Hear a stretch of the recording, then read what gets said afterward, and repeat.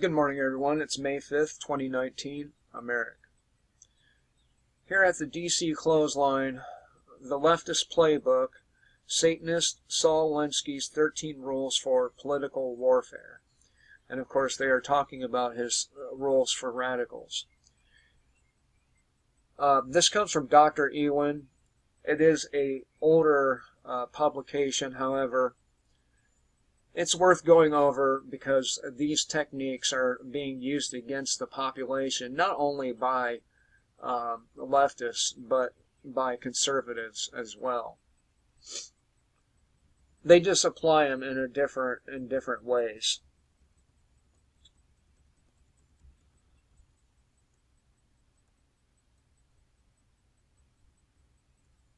All right. Saul Alinsky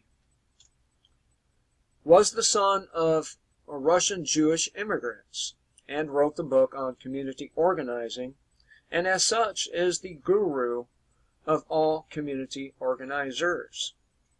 A deceptively innocuous term for what Marxists used to call agitprop, or agitators propagandists.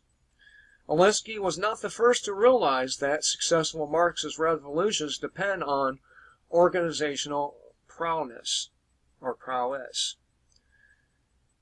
but he was the first to write a how-to organizational manual for aspiring Marxist revolutionaries in the United States. The now famous Rules for Radicals, a pragmatic primer for realistic radicals. Alinsky's ideas have been used by the left in inner cities and college campuses. Hillary Clinton, her senior thesis in college was on Alinsky. So influential is Alinsky that Time magazine once wrote that American democracy is being altered by Alinsky's ideas. Even conservative author William F. Buckley said Alinsky was very close to being an organizational genius. So if you want to start a movement,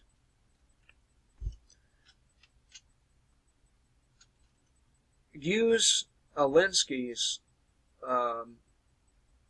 organizational blueprint, and you're liable to have a successful movement. And I'm not saying any of this dude's shit is good. I'm simply saying if you want to start an organization, follow his blueprint.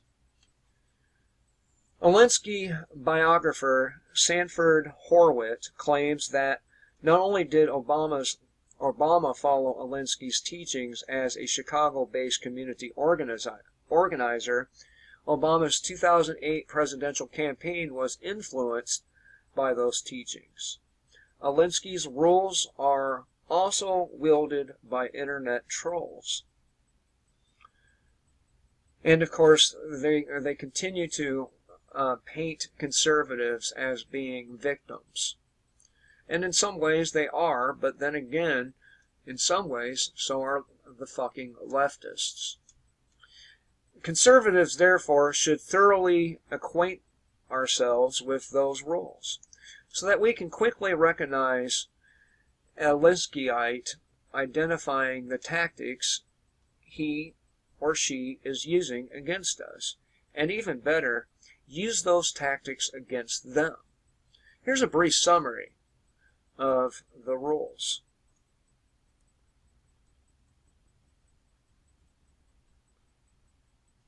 And again, this is not only utilized by the left. Okay? Number one, power is not only what you have, but what the enemy thinks you have. Number two, never go outside the experience of your people. Number three, whenever possible, go outside the experience of the enemy. Number four, make the enemy live up to their own book of rules. And that one would be a good one. If we made conservatives and liberals alike live up to their own rules, their ideologies would fucking collapse. Number 5, ridicule is man's most potent weapon. Number 6, a good tactic is one that your people enjoy. Number 7, a tactic that drags on too long becomes a drag.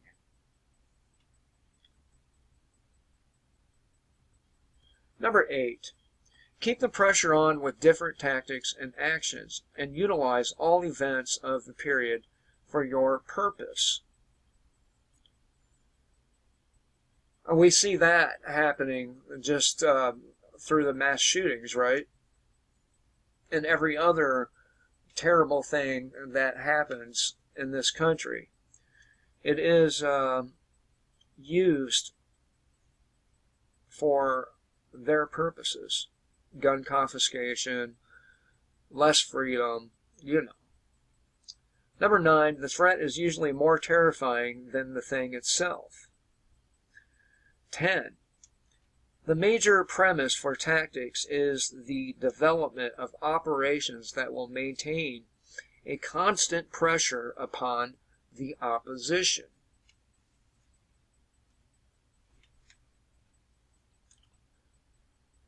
Number 11, if you push a negative hard and deep enough, it will break through into its counter side.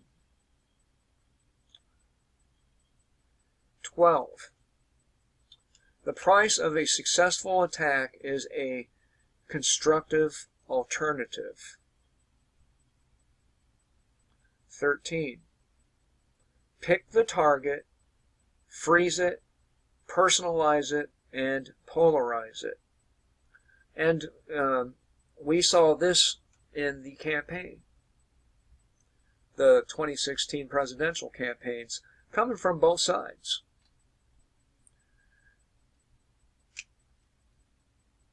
This individual says his experience for 5 years of daily blogging is that the trolls who come onto FOTM typically result to Alinsky's rules 4 and 5. Let's go back up there and see what those were. Ridicule is man's most potent weapon, and make the enemy live up to their own book of rules. What's wrong with that? I mean, if you're going to make rules for everybody else, don't you think you should be following them too? Just saying. Both sides.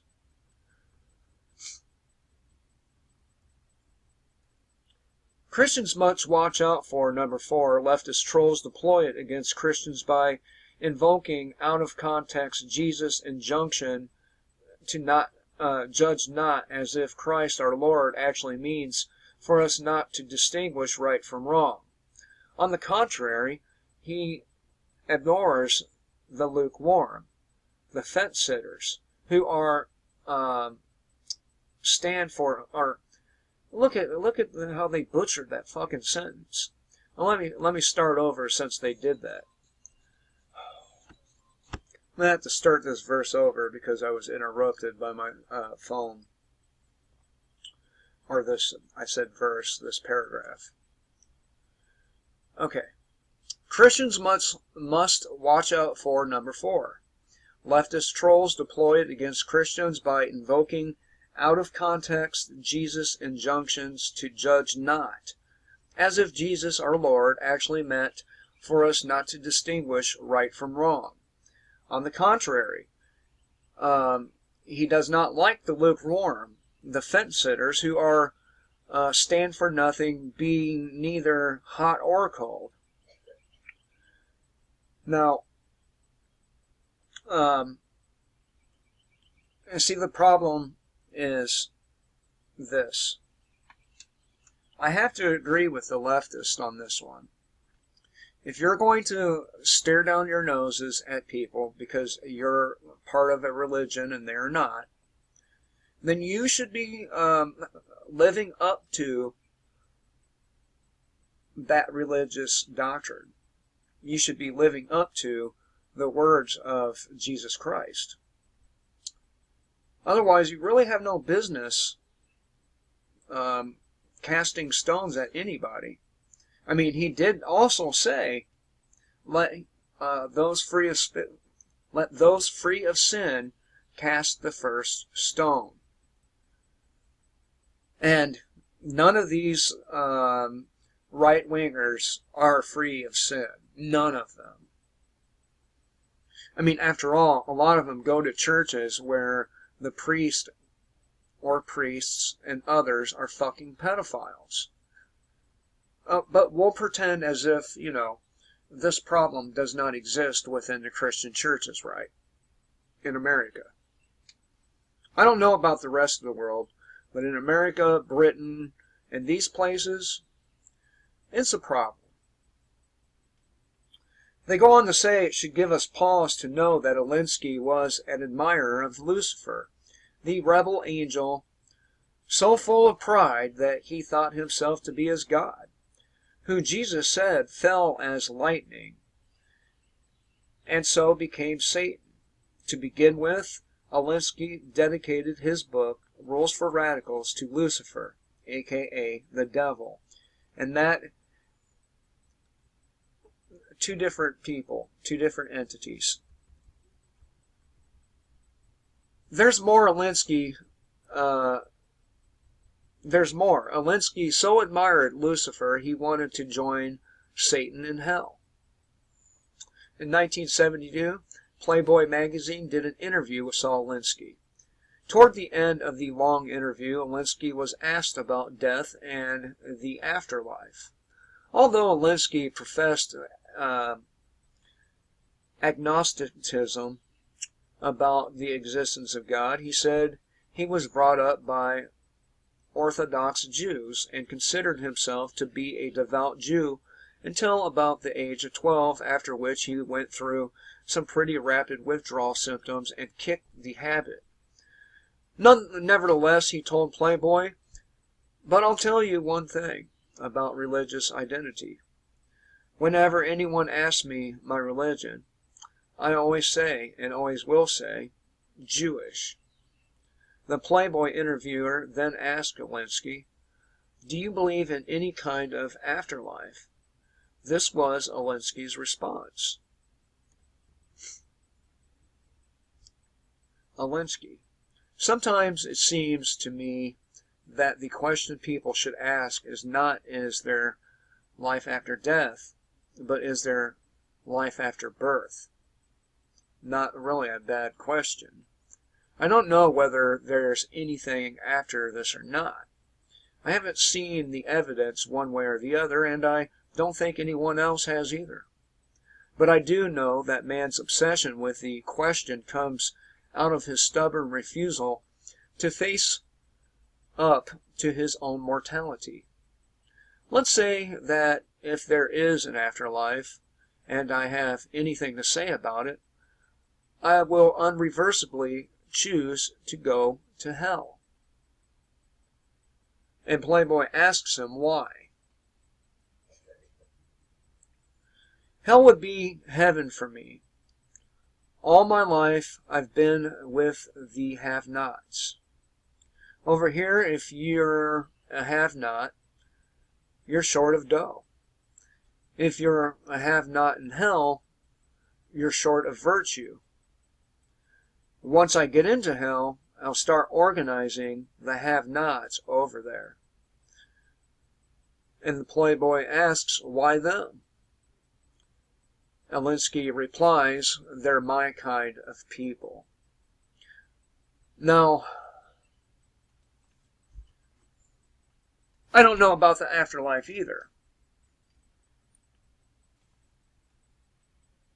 But assuming there is a God and an afterlife, how do you know you would want to go to either place? What if heaven is, in its perfection, is utterly boring?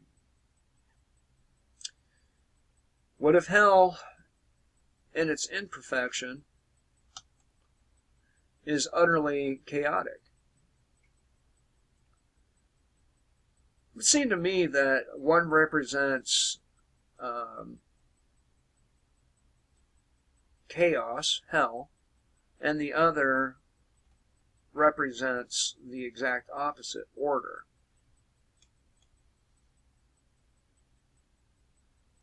He died a few months after the interview on June 12th of 1972, and no doubt got his wish.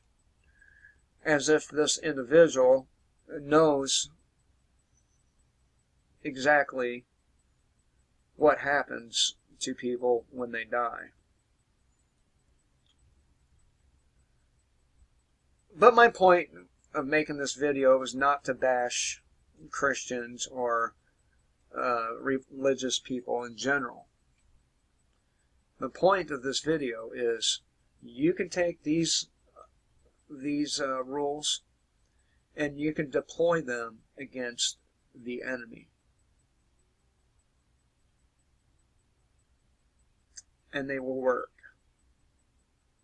We can use these rules for radicals to push for boycotting the elections, among other things. If we have a toolbox full of tools, we should be using all of the tools at our disposal. We need to undermine the legitimacy of our states' governments and our federal governments. And these rules are a good way to do that. Anyway, thought I would share this with you. Hope everyone has a great, great day. Till next time, kill the state, live free.